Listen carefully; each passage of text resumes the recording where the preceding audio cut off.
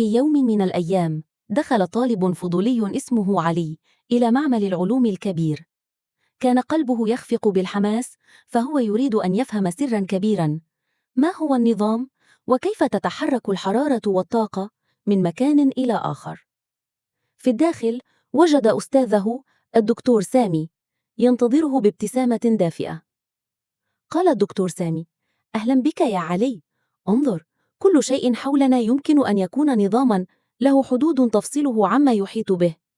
هذا الكوب من الشاي الساخن على سبيل المثال هو نظام، والهواء من حوله هو الوسط المحيط. سأل علي بلهفة: وماذا يحدث بين النظام والوسط يا دكتور؟ أجاب الدكتور: هذا يعتمد على نوع النظام.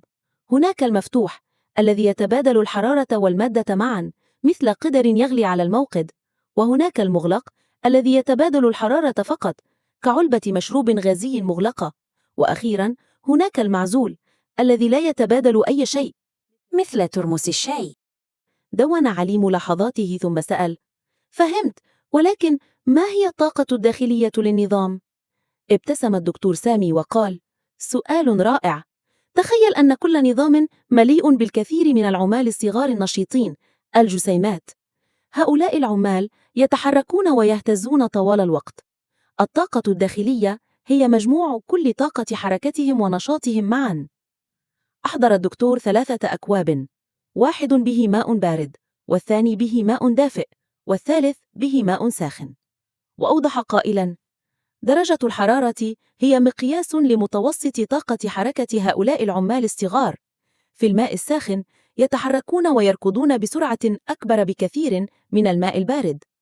أضاءت عين علي وقال: آها، ولهذا السبب تنتشر رائحة الزهور أسرع في يوم حار؟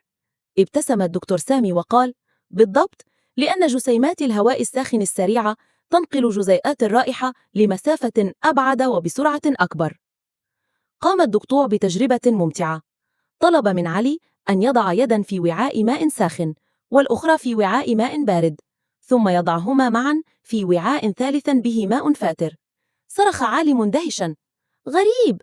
يدي التي كانت في الساخن تشعر بالبرودة، والأخرى تشعر بالحرارة.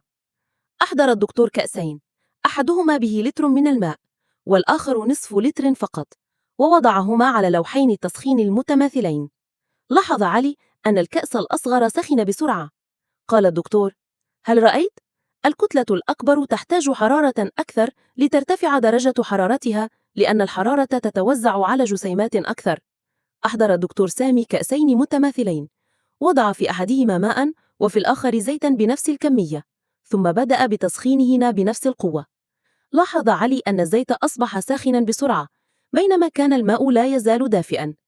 قال الدكتور سامي مبتسما: هذا هو سر الحرارة النوعية يا علي. تخيل أن الماء طفل يحب الطعام كثيرا ويحتاج لوجبة كبيرة ليشعر بالشبع، يسخن. أما الزيت فهو طفل آخر يكتفي بوجبة صغيرة جدا ليشعر بنفس الشبع. لهذا السبب يسخن الزيت أسرع. نظر علي إلى الكأسين بدهشة وقال: إذن الماء عنيد جدا ويقاوم السخونة، أليس كذلك؟ ضحك الدكتور سامي وقال: بالضبط، وهذه ثقة رائعة. لأن حرارته النوعية عالية، يستطيع الماء أن يختزن الكثير من الحرارة. لهذا السبب نستخدمه في تبريد المحركات. ولماذا يؤثر البحر على طقس المدن القريبة منه؟ لقد تعلمت اليوم سرا عظيما من أسرار الطاقة. خرج علي من المعمل وقلبه يفيض بالسعادة، فقد أدرك أن وراء كل شيء في عالمنا عالم مدهش ينتظر من يكتشفه.